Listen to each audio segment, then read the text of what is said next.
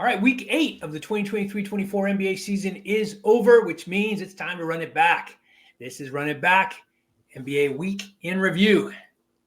I'm Jose Salviati, editor at thebeachbasket.net. This is the show where we recap the week that was in the NBA and then discuss the NBA question of the day as we prepare for the week to come. This season, we'll have a guest join us each week. Today, I'm excited to welcome Brandon Sparks. He's a fan expert who does a great job covering the NBA Cup champion Los Angeles Lakers. Brandon, how are you? I'm doing good. How are you doing? I am well, thank you. I know that you're a Lakers fan. We don't want to drive or go down the rabbit hole too deep, but I'm curious. Does the in-season tournament NBA Cup championship mean anything to you as a fan? Before we dive into anything, I want to ask you that. As a fan, not particularly, just because I think it means a lot in terms of what the next step is, which is the championship. And I think it brings a lot of motivation, especially to the younger players of hey, we actually have the people to do this. So I think it's motivating as a fan to see that the players were so into it and shaking the champagne bottles and stuff. I thought that was something okay, this is the next, this is a sign of things to come almost. So yeah, I guess that's my take on it. I'm not really super excited about winning the tournament, but it's good to see that this is possibly a sign of things to come. The Lakers championship or NBA Cup championship will come up again later in the show. You mentioned motivation for the young fans. I think $500,000 would motivate just about anybody. So, or not young fans, rather, but the young players. Yeah, it'd be nice if the fans got a cut too. But yeah. Right. And LeBron's such a cheapskate that he was balling out for it too. He was. That's true. Yeah, that's absolutely true. All right. Like I said, we'll talk a little bit more about that, or at least, a little snippet of it in just a bit. But we're going to start today, like we always do, with the only objective NBA power rankings anywhere. You can read more about how we get to those rankings and see the entire list at thebeachbasket.net. In this show, we just cover the top 10. Before we kick it off, we want to note that the Denver Nuggets are out of the top 10 this week. And the Western Conference rival, Los Angeles Clippers are in. Let's take a look at what the objective top 10 power rankings are. Remember, these are power rankings you can't argue with because they're absolutely objective. These are just spit out by a computer based on wins and losses. We'll talk more about that as we go. Here they are for week number 8. All right, after holding down the number 7 spot for several weeks, the Knicks dropped to number 10, still holding on, and playing pretty good basketball. The other LA team, we just talked about them, the Los Angeles Clippers, had a perfect 4-0 week and move into the top 10 at number 9. The Milwaukee Bucks were also perfect in week 8 and stay at number 8. The Kings, the Sacramento Kings, dropped 2 spots to number 7 after 3-1 week. Number 6 spot, once again, belongs to the Philadelphia 76ers. They had a 3-1 week in week number 8. The Orlando Magic continue to impress and come in at number 5 in week number 8. The 4th spot belongs to an upset by the Houston Rockets, moved up a huge 6 spots after 3-0 week in week number 8. Top 3 remains the same. The OKC Thunder hold form. Number 3, the Boston Celtics had a perfect week number 8 at 3-0, but they can't seem to get to the top. Number 1 spot once again belongs to the great defensive team, the Minnesota Timberwolves. Weird saying it, but that's where we are. There's the top 10 after week 8. Brandon, your thoughts? Anything that you absolutely disagree with? I don't know what Houston's doing up in top 5. Yeah. What is going on over there? I get that. Props to them for going from one of the worst teams in the NBA to top 5 in this algorithm. But definitely, I know there's the contenders and fakers or whatever they call them. Houston, I don't know where they're coming from, but I guess it's a good sign of things to come, like I said about the Lakers, but that's crazy to me. And also New York being above teams like Denver and even the Lakers, like, is kind of crazy to me. But after a 50-point performance from Brunson, that was incredible. I still can't believe Dallas gave him up for literally nothing. Yeah, absolutely. That's a conversation for another time, for real. Yeah. And we talked a lot about the right guy for Luka, and I think Brunson might have been him, but they weren't willing to pay, which is very, very, very strange. But you bring up a really good point, right? And I agree with you. When I saw this, I'm going to have to check my formulas because Houston that high looks a little odd. But my guess is that you get extra points when you beat a good team on their home court.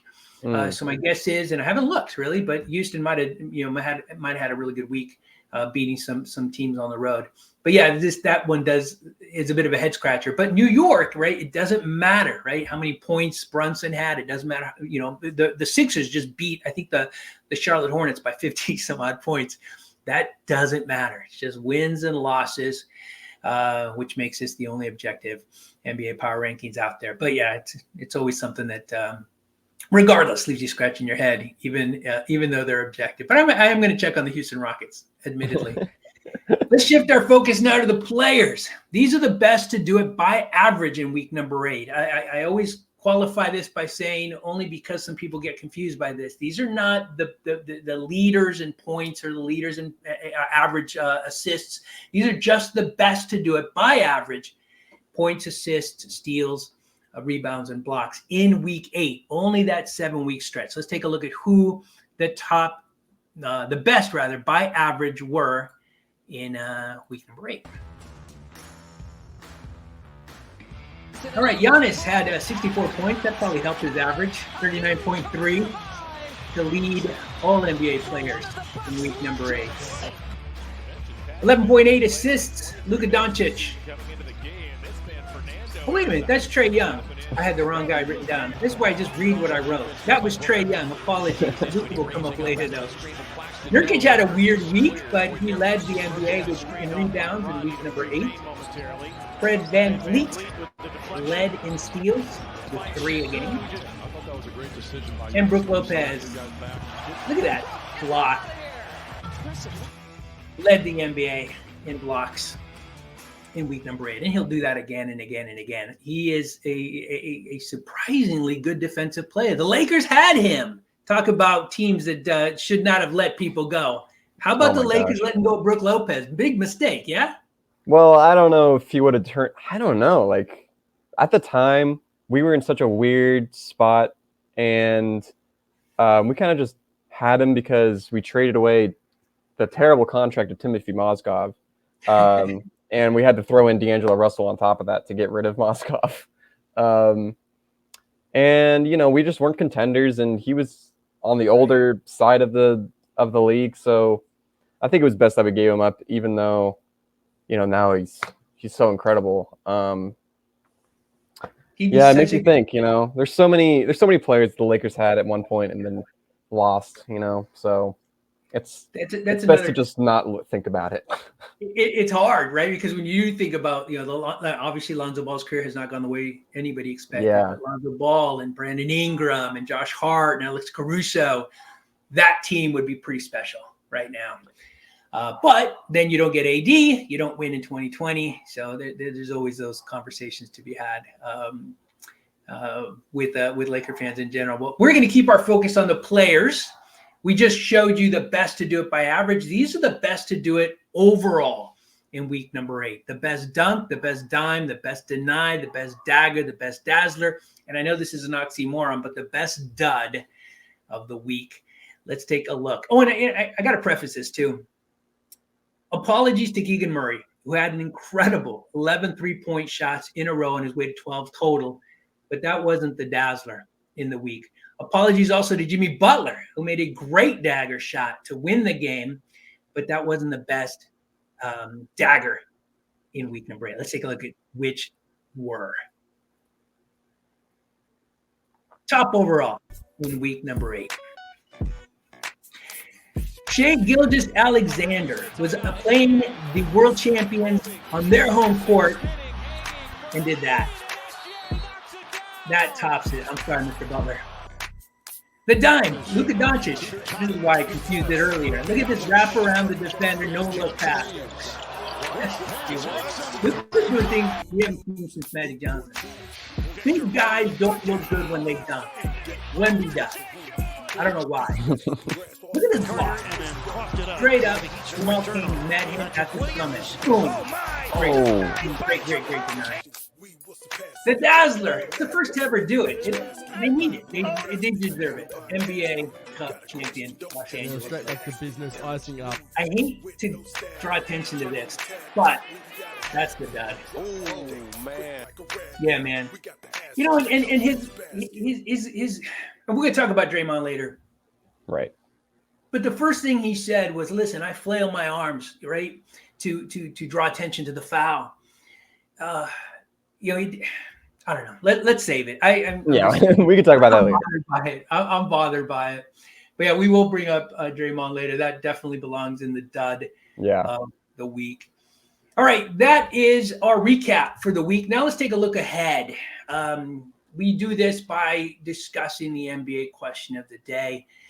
The question of the day today is Draymond Green, or at least it goes back to Draymond Green. How long should he be suspended for? And is his suspension fair? All right. This is the big story right now. And again, there's some amazing things going on. Keegan Murray with those, incredible, the incredible performance. Kareem Abdul-Jabbar, talking about the Lakers, recently, fell, broke his hip. For my money, the best player to ever do it. I'll have that conversation with anybody. Cap was it. So we're certainly, hopes and prayers and thoughts and everything else up for the captain. But this is the story that is pretty much dominating the NBA right now. So Brandon, I need your thoughts. How long? It's a two-parter. Should he be suspended for? And is his suspension fair? What do you think?